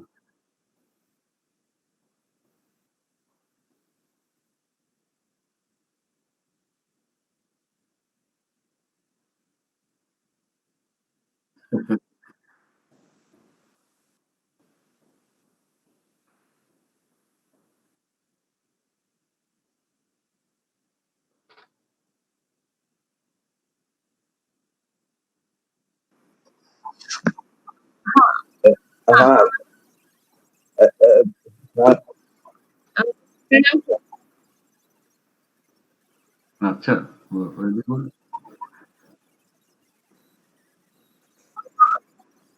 बहुत अच्छा, बहुत रेलेवेंट, बहुत सारे प्रॉब्लम्स जो करंट प्रॉब्लम्स हैं उनको एड्रेस करता है ये।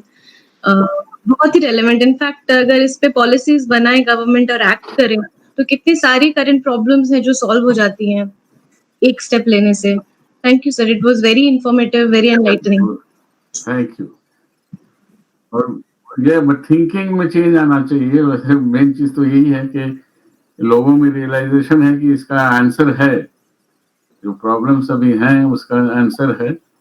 अब बिहार को भी चेंज करना है, इस तरीके से नहीं कि लास्ट में रहे हर चीज में। और बताया कि ये हिस्ट्री नहीं है बिहार की, और वो इस कंडीशन में आ गए हैं।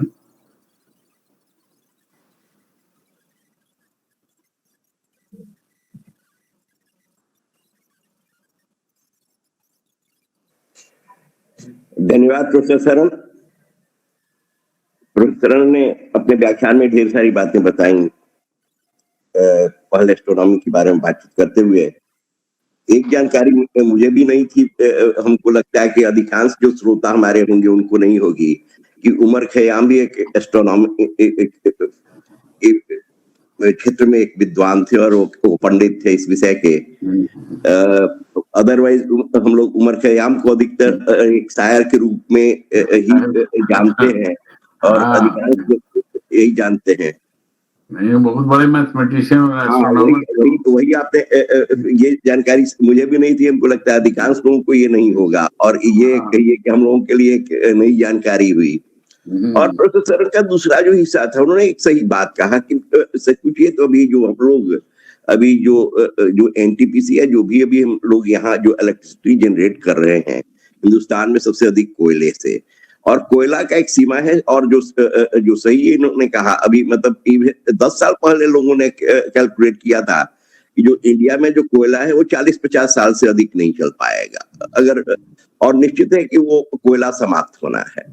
तो कोयला जब समाप्त होना है तो निश्चित है कि अल्टरनेटिव हमको इलेक्ट्रिसिटी की व्यवस्था करनी होगी। और जैसा इन्होंने कहा, इंडिया में सोलर एनर्जी एक बहुत बड़ा साधन हो सकता है, और सोलर एनर्जी को एक प्रॉपर वे में यूज करना चाहिए। और जिस ढंग का पॉल्यूशन, इन्होंने ये भी जो सही कहा कि पॉल्यूशन जिस ढंग से बढ़ रहा है, पटना भी एक अच्छा खासा पॉल्यूटेड शहर हो गया है। दिल्ली की कोई बात ही नहीं है, जिस ढंग से भी दिल्ली का खुद जो अभी जो नेशनल टीवी जो आ रहे हैं उसमें दे रहा है कि अगर टीवी जिस ढंग से अगर दिल्ली में पॉल्यूशन चल रहा है कि जो आज जन्म लेगा उसको 20 साल के बाद ही बीमारी, 20 साल तक वो अपनी जिंदगी को ठीक ढंग से बचा पाएगा कि नहीं, ये भी अभी स्थिति आ रही है जिस ढंग का पॉल्यूशन आ रहा है। तो सच पूछिए तो जो सोलर सिस्टम से जो बैटरी ऑपरेटेड अगर साधन ये सवारी और इस ढंग से अगर हम बनाते हैं तो निश्चित है कि पूरे मतलब हम केवल पूरे मानवता का सच पूछिए तो कल्याण करेंगे, और इस बात को हम लोग और बढ़ावा दे सकते हैं। सच्चाई है कि हमको भारत सरकार और बिहार सरकार दोनों को इस मामले में कार्रवाई करनी चाहिए कि हम अधिक से अधिक सोलर एनर्जी को यूज करें। और आज जो सरल साहब करें, लोगों को लग रहा होगा कि नहीं, लेकिन मजबूरन भी हमको लगता है कि आज नहीं तो कल सरकार को इस क्षेत्र में ध्यान देना होगा। सरन साहब से हम रिक्वेस्ट करेंगे कि हाँ, जैसे साइकिल ऑपरेटेड बैटरी अगर वो कितना में पड़ेगा, अगर उस ढंग से किया जाए तो हम कोशिश किया जा सकता है बिहार में भी किसी आदमी को जैसे कि इस ढंग का साइकिल डेवलप करे। क्या कि साइकिल, इसमें कोई शक नहीं कि जो अभी आपने कहा कि हमारे यहाँ थोड़ा सा एक जरूर वो एक गलत नोशन बना हुआ है कि जो साइकिल पर चल रहे वो गरीब या वो स्टेटस सिंबल के खिलाफ हो जाता है। लेकिन ऐसे विदेश में सच पूछिए तो बड़े बड़े लोग भी साइकिल चलाते हैं, और खास करके हेल्थ जो कॉन्शियस हैं वो तो साइकिल चलाते हैं। तो निश्चित है कि हम लोगों को इस मामले में जो इनका सलाह है वो मानना चाहिए, और हम उम्मीद करते हैं प्रोफेसर सरन सच पूछिए तो हर साल हम लोगों पर कृपा करते रहे कि अब जनरली ये मार्च अप्रैल मई में आते थे पटना और जरूर व्याख्यान देते थे। इस बार कोरोना के कारण नहीं आ पाया, तो उन्होंने कही उस कमी को पूरा करने के लिए साल के अंत में कम से कम उन्होंने इस व्याख्यान को दिया। हम उम्मीद करते हैं कि प्रोफेसर सरन इसी ढंग से हम लोगों से जुड़े रहेंगे और कोरोना जल्दी खत्म होगा तो हम समझते हैं कि सरन साहब का दर्शन भी हिंदुस्तान में होगा। और पटना वासी तो हमेशा इनका जो खास करके बिहार पुराविद परिषद तो इनका इंतजार करते रहता है, ये कब आएंगे और कुछ अपने नए खोज से हम लोगों को का ज्ञानवर्धन करेंगे। हम इन्हीं शब्दों के साथ प्रोफेसर सरन को विशेष रूप से धन्यवाद देते हैं कि उन्होंने इस व्याख्यान को देने की कृपा की। मैं अपने सभी श्रोताओं को भी धन्यवाद देना चाहूंगा जो इस आयोजन से जुड़े। हम उम्मीद करते हैं कि प्रोफेसर सरन के व्याख्यान से हम सभी, जैसे मैं लाभान्वित हुआ, आप सभी भी लाभान्वित हुए होंगे और हम फिर एक नए आयोजन में जल्द मिलेंगे। इसी उम्मीद के साथ